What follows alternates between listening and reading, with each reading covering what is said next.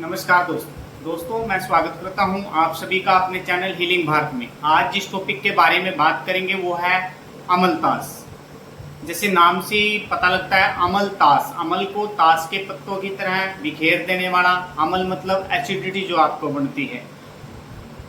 अगर आपको पुरानी कब्ज है, सूखी खांसी है, पेट दर्द, शरीर में पित्त या गर्मी बढ़ी हुई है, हीट शरीर में बढ़ी हुई है, तो इस वीडियो को जो है अंत तक देखिएगा। आज हम अमलतास का जो फूल होता है, जो फल होता है, जो गुद्दा होता है और जो इसकी भस्म बनाई जाती है, इसके बारे में विस्तार से चर्चा करेंगे। तो सबसे पहले जानते हैं अमलतास का जो परिचय क्या है। अमलतास का जो संस्कृत नाम है वो अर्गद्व है और पेड़ की जो पहचान है इसकी, गर्मियों में जो इसके ऊपर पीले पीले सुंदर फूल लग जाते हैं और इसकी फलियां हरी होती है, बाद में पकने के बाद जो है डार्क ब्राउन हो जाती है। इसके जो छाल है, इसके फल फूल सभी जो है औषधीय रूप में प्रयोग किए जाते हैं। अब बात करते हैं इसके गुण, रस, वीर्य, विपाक के बारे में। सबसे पहले बात करते हैं इसका जो गुण है। गुण जो है इसका, ये गुरु है। गुरु मतलब भारी होता है और स्निग्ध है, मतलब तेलीय प्रवृत्ति होती है, इसमें चिकनाहट होती है।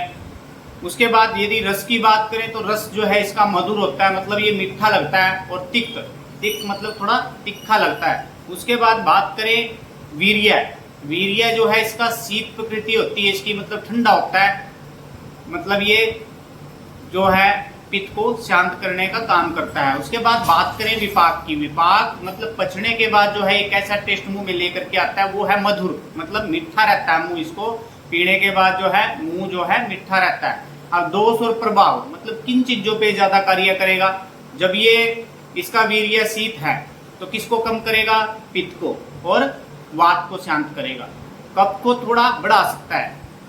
अब बात करेंगे अमलतास का जो मुख्य कार्य है, किस रोग में इसका प्रयोग किया जाता है। सबसे पहला जो प्रयोग है, सबसे जो अव्वल दर्जे पे इसका प्रयोग होता है वो होता है कब्ज में, मतलब विरेचन के रूप में, इस मल साफ करने में इसका प्रयोग होता है। उसके बाद बात करें रक्त शोधन के रूप में, रक्त में जो है एसिडिटी बढ़ जाती है और पित्त बढ़ जाता है, उसको ये खत्म करने का काम करता है, रक्त को डिटॉक्सिफाई करने का ये काम करता है। उसके बाद बात करें कृमिनाशक के रूप में, पेट में कीड़ों को मारने के लिए भी इसका प्रयोग किया जाता है। पित्तहर मतलब पित्त को हरने वाला इसको बोला गया है। जो एसिडिटी आपको स्टमक में बनती है, गैस बनती है, उसको भी ये खत्म करता है।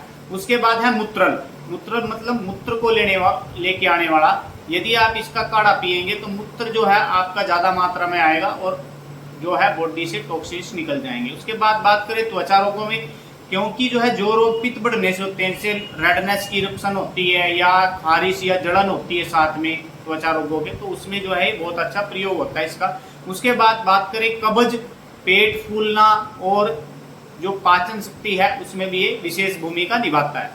उसके बाद बात करें सबसे पहला जो नुस्खा है इसका, उसको कब्ज के रूप में सबसे ज्यादा इसका प्रयोग किया जाता है। इसमें आप क्या करेंगे, अमलतास का गुद्दा लेंगे 10 ग्राम के करीब, मतलब 2 चम्मच भरे हुए, और जो है 10 मुनक्का उसके साथ में भिगो देंगे 1 गिलास पानी में। अमलतास का गुद्दा 10 ग्राम और 10 मुनक्का साथ में भिगो देनी है।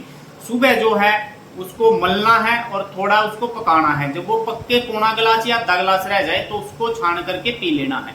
इससे जो है आपका पेट अच्छी तरह से साफ होगा और धीरे धीरे जो है आपकी जो गट सिस्टम है, आपकी जो अंते हैं, जो पेरिस्टाल्टिक मूवमेंट है उनकी, वो सही हो जाती है और आपका जो पेट साफ होना खुद ब खुद सही हो जाता है। हार्ड से भी अच्छा विरेचक इसको माना गया है, क्योंकि हार्ड जो है शरीर में ड्राइनेस पैदा करती है, जिससे कि आपकी अंतें सूख भी जाती है कई बार। परंतु अमलतास लेने से बिल्कुल सेफ आपका पेट साफ होता है। तो अमलतास का जो है पेट साफ करने में सबसे अच्छा प्रयोग होता है। उसके बाद बात करें जो है इसका जो अमलतास की जो भस्म कैसे बनाई जाती है, उसका प्रयोग किन किन चीजों में किया जाता है। अमलतास के गुद्दे को आप छांव में सुखा करके कूट लीजिए, उसको एक मिट्टी के बर्तन में भर करके ऊपर उसकी चपनी रख के उसको जो है कपड़ मिट्टी कर दीजिए ताकि उसमें हवा वगैरह ना जाए, और उसको आग उपलों में रख करके उसको जला दीजिए। 1-1.5 घंटे में उसकी राख बन जाएगी। ये राख ही भस्म के रूप में प्रयोग की जाती है। इस राख को बिल्कुल महीन पीस लीजिए।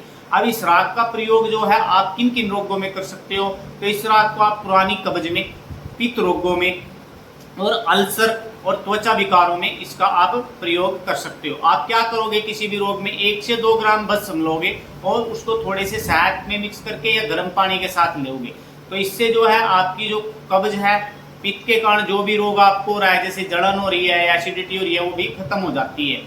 उसके बाद बात करें खांसी में। खांसी में जो है इसका बहुत अच्छा प्रयोग है। अमलतास का गुद्दा आपको 5 ग्राम लेना है, शहद आपको 1 चम्मच लेना है और काली मिर्च 1 या 2 चुटकी लेनी है।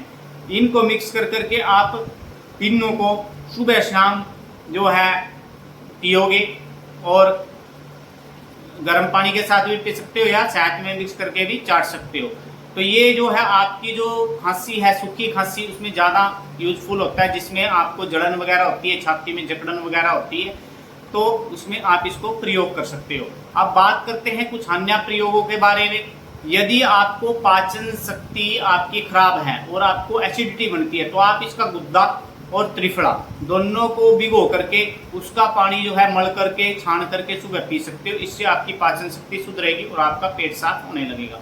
उसके बाद बात करें त्वचा विकारों में या रक्त विकारों में, उसमें जो है आप नीम का जो चूर्ण होता है और इसकी जो भस्म है, दोनों को पानी के साथ ले सकते हो, 2-2 ग्राम दोनों की। इससे आपकी जो रक्त विकार है, जो त्वचा विकार है, वो खत्म हो जाते हैं। उसके बाद बात करें शरीर में यदि गर्मी हो गई है, पित्त बढ़ गया है शरीर में, तो सौंफ के साथ जो है इसका जो फूल है वो पका करके पी सकते हैं, क्योंकि इसके फूल जो है ठंडे होते हैं, पीले पीले फूल आते हैं, बहुत सुंदर। अब बात करते हैं सावधानियों के बारे में। सावधानियां क्या है, इसकी जो ये दस्तूर होता है, मतलब विरेचक है, इसको जो है 5 से 10 ग्राम से अधिक प्रयोग ना करें, क्योंकि इससे फिर जो है दस्त लगने शुरू हो जाते हैं। तो 10 ग्राम की मात्रा इसकी मैक्सिमम लें। और गर्भवती महिलाएं जो हैं इसको चिकित्सक की देखरेख में रहें। मधुमेह के मतलब डायबिटीज के रोगी, क्योंकि ये मीठा है और इसीलिए इसको सीमित मात्रा में लें। और जो है बीपी जिनका जो है एबनॉर्मल रहता है, वो भी इसको सीमित मात्रा में लें। तो अब आप समझ गए होंगे कि अमलतास केवल एक सुंदर पेड़ ही नहीं, इसके फूल ही सुंदर नहीं, बल्कि इसका औषधीय गुण भी बहुत अधिक है। तो कब्ज में, पेट के रोगों में अमलतास का प्रयोग करें और अपने शरीर को जो है स्वच्छ बनाएं, डिटॉक्सिफाई करें। वीडियो देखने के लिए सभी का धन्यवाद। नमस्कार, राम राम।